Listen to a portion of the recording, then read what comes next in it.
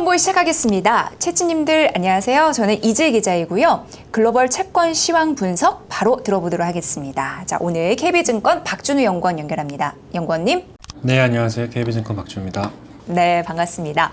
이번 주 내내 미국 대선에 대한 영향을 참 시장이 많이 받는 것 같습니다. 또 무엇보다도 통화 정책 이슈 이런 거 한번 우리가 살펴봐야겠죠. 향후 전망까지 들려주세요. 통화정책 이슈는 9월 인하 기대가 앞당겨지면서 장기금리의 하락 요인으로 작용을 하고 있고요. 반면에 트럼프 당선 가능성이 높아지는 것은 금리 상승 요인으로 작용을 하고 있습니다. 금리의 가장 큰 변수 두 가지가 상반된 영향을 미치고 있는 것인데, 우선 결과만 놓고 본다라고 하면 트럼프의 당선 가능성이 급격히 높아진 시점이 언제냐라고 하면 6월 중하순에 있었던 1차 대선 TV 토론이었습니다. 트럼프가 바이든에게 토론에서 압승을 거두면서 트럼프의 당선 확률이 급격히 높아졌고, 또 트럼프의 피격 사건 이후에 트럼프의 당선 확률이 더 높아진 상황입니다. 그런데 미국 10년물 금리는 그 기간 동안 어떻게 움직였을까? 사실 저희가 트럼프 정책만 이야기하면 대부분 금리 상승 이야기를 하지만, 실제로 1차 대선 토론 이후로 따져보면 10년물 금리는 오히려 소폭 하락했습니다. 결국 금리에는 대선 이슈도 영향을 미치지만 이 통화정책 매크로 요인도 금리에 큰 영향을 끼치기 때문에 그렇습니다. 저는 큰 방향성은 대선 이벤트보다도 이러한 통화정책 사이클이 더 중요하다고 생각을 합니다. 10년물 금리는 여러 가지 구성 요소들로 분해를 해볼 수가 있는데, 대표적인 방법이 기대 단기금리라고 하는 요인과 기간 프리미엄이라고 하는 요인입니다. 기대 단기금리라고 하는 것은 10년물 금리의 경우에는 10년 동안 예상되는 기준금리의 평균값이라고 보시면 될 것 같습니다. 즉 통화정책과 조금 더 밀접한 관련이 있다고 보실 수 있겠고요. 기간 프리미엄은 평균 단기금리로 설명되지 않는 불확실성에 대한 보상이라든지 수급적인 요인이라든지 기준금리 이외의 요인에 의해서 결정되는 부분을 의미를 합니다. 트럼프 당선이 되면 금리가 상승할 것이라고 보는 이유 중에 하나가 여러 가지 불확실성도 높아지는 부분도 있지만, 재정 적자가 높아지는 부분도 트럼프를 이제 걱정하는 이유 중에 하나거든요. 근데 그런 부분은 기간 프리미엄의 상승 요인이라고 볼 수가 있겠습니다. 역사적으로 놓고 보면 특히나 기준금리를 첫 인하하는 시점 전후로는 실제로 방향성을 결정하는 것은 그런 수급적인 요인, 즉 기간 프리미엄 요인이 아니라 기준금리가 어떻게 변할 것 같은지, 즉 기대 단기금리에 의해서 대부분 방향성이 결정이 됩니다. 대선 토론 이후에도 미국 10년물 금리를 구성하는 두 가지 요인, 기대 단기금리와 기간 프리미엄, 이렇게 두 가지 요인으로 좀 구분해서 보면 기간 프리미엄 요인이 분명히 상승을 했습니다. 왜냐하면 트럼프와 공화당 승리 가능성이 높아지니까 적자를 많이 늘리겠구나, 국채 공급이 늘어나겠구나, 이런 우려들이 일시적으로 분명히 반영이 된 겁니다. 그런데 왜 10년물 금리는 결국 하락을 했느냐? 결국 통화정책 사이클이 인하 사이클에 가까워졌기 때문에, 그 이유는 성장률도 조금씩 둔화되고 있고 인플레이션이 예상보다 빠르게 잡히고 있기 때문에 트럼프 대선 이슈보다도 더 큰 폭으로 금리 하락을 끌어내렸다라는 겁니다. 지금 시장의 큰 변수, 통화정책과 대선 이벤트를 바라볼 때 큰 줄기는 통화정책 사이클에서 따라갈 것이라고 보고 있고, 대선 이벤트는 정책이 구체화된다거나 아니면 트럼프 플러스 공화당의 승리 가능성까지 더 높아지는 이벤트가 있다라고 하면, 그때는 일시적인 금리 상승 리스크가 발현될 것이라고 보고 있습니다. 기본적으로는 금리 하락 압력이 큰 가운데 대선 이슈는 일시적인 금리 상승 리스크 요인에 불과하다, 이렇게 좀 판단을 하고 있습니다. 네, 대선 관련 이슈 참 많이 궁금해 하시는 것 같았는데 오늘 정리를 잘 해주셔서 고맙습니다. 자, 이제 미국 인플레이션 지표 관련해서 좀 살펴볼 것이 있는데, 중요하게 생각되는 부분이 임대료와 그리고 이제 외국인의 국채 수요, 이 부분이 아닐까 싶습니다.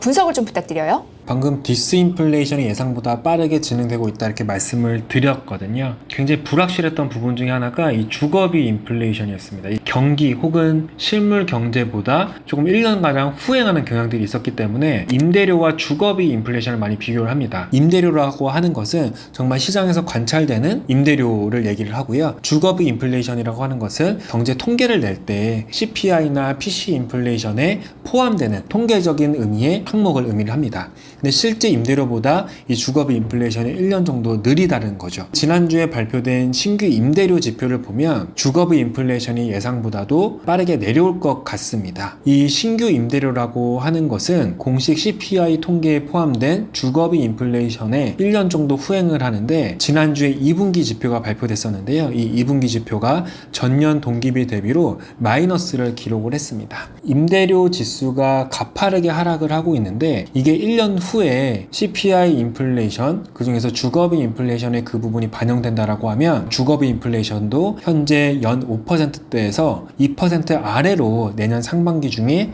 내려올 수 있지 않을까 이렇게 생각을 하고 있습니다. 많은 연준위원들이 분명히 디스인플레이션을 전망을 하긴 하지만 레벨 자체가 굉장히 높았던 게 문제인데, 그 원인 중에 하나 꼽았던 게 이 주거비 인플레이션이었거든요. 지금 인플레이션 자체는 2에서 3% 수준에 내려왔지만 이 주거비 인플레이션이 5%를 기록을 하면서 사실 전반적인 레벨이 더 내려오는데 굉장히 걸림돌로 작용을 했었습니다.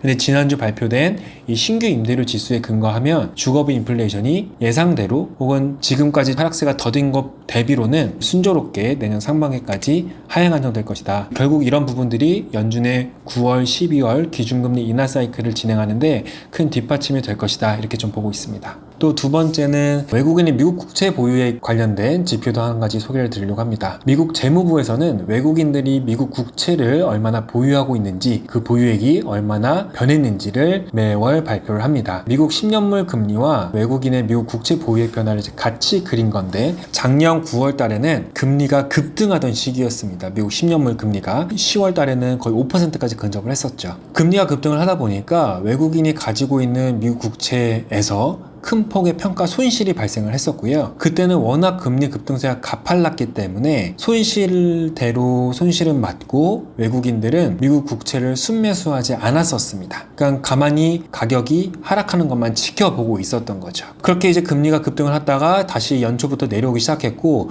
올해 3월, 4월 달 또 금리가 가파르게 상승을 한번 했었는데, 이번 4월 달에는 작년 9월과 굉장히 다른 양상이 나타났습니다. 금리가 상승했기 때문에 똑같이 평가 손실이 발생을 했는데, 이때는 외국인들이 가만히 있지 않고 미국 국채를 대규모로 순매수하기 시작했습니다. 사실 이 순매수가 작년 11월부터 본격적으로 이루어졌는데, 보통 금리 상승기에는 무섭다고 생각하면은 채권 매수를 하지 않겠지만, 이번 4월에는 금리 상승에도 불구하고 미국 국채를 순매수하는 경향들이 나타났습니다. 결국에는 외국인 국채 투자자들은 미국 10년물 금리가 어느 정도 고점을 형성하고 내려가는 과정으로 판단한다는 뜻이고, 금리가 상승할 때마다 저가 매수를 하려는 심리가 굉장히 강하다라고 좀 평가를 해볼 수가 있을 것 같습니다. 금리가 일시적으로 상승한다고 하더라도 결국 금리가 4% 중반대까지 올라간다라고 하면 그를 뒷받침해주는 수요는 굉장히 탄탄한 상태로 좀 평가를 하고 있습니다. 이러한 부분들도 금리가 단기적으로 상승하더라도 굉장히 일시에 그칠 가능성을 뒷받침하는 요인이라고 볼 수 있겠습니다. 이번 주 2분기 성장률의 평가가 중요할 것 같거든요. 어떻게 보세요?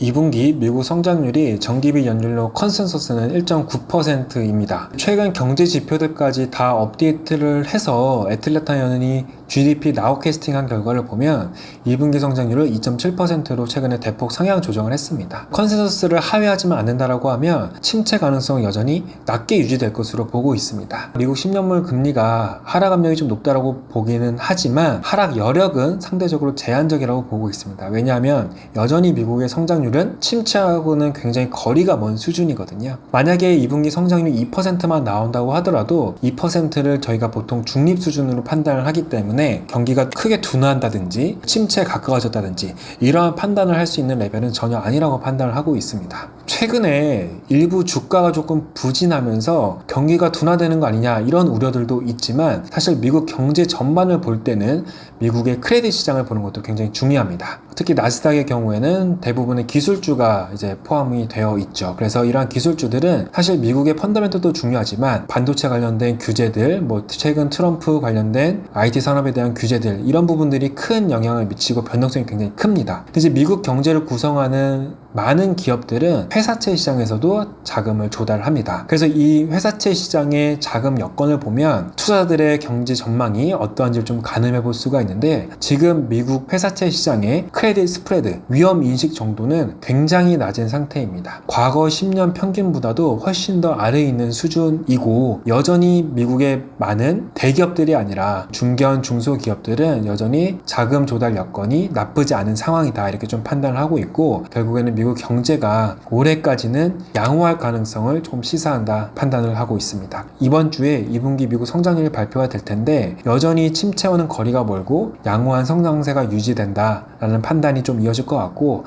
금리가 급락하는 것보다는 9월까지 4%까지 좀 전진적으로 하락하는 전망을 베이스 시나리오로 삼고 있습니다. 연구원이 이번 주 글로벌 채권 시황 잘 분석해 주셔서 감사합니다. 네, 감사합니다. 네, KB증권 박준우 연구원과 함께했습니다. 이번 주 유난히 좀 피곤하고 몸이 무겁다 하신 분들 많으신 것 같습니다. 이번 주도 좀 힘 많이 내시고요. 저희 채권 부위가 또 다양한 콘텐츠를 여러분께 선보이고 있습니다. 날로 먹는 회사채라고 해서 많은 분들이 정말 회사채 일정 잘 모르겠다, 어떤 종목들이 뜨는 건지 어디서 사는 건지 궁금하다 하신 분들을 위해서 저희가 매주 회사채 관련해서 소식들 전해드릴 테니까 참고해 주시고요. 이번 주 목요일에는 김상만 하나증권 상무님이 나오세요. 그래서 롯데건설에 대한 이야기를 자세하게 풀어주실 겁니다. 기대 많이 해주세요. 자, 채권으로 경제적 자유를 실현하는 그날까지 채권 부위는 오늘도 내일도 열심히 노력하겠습니다.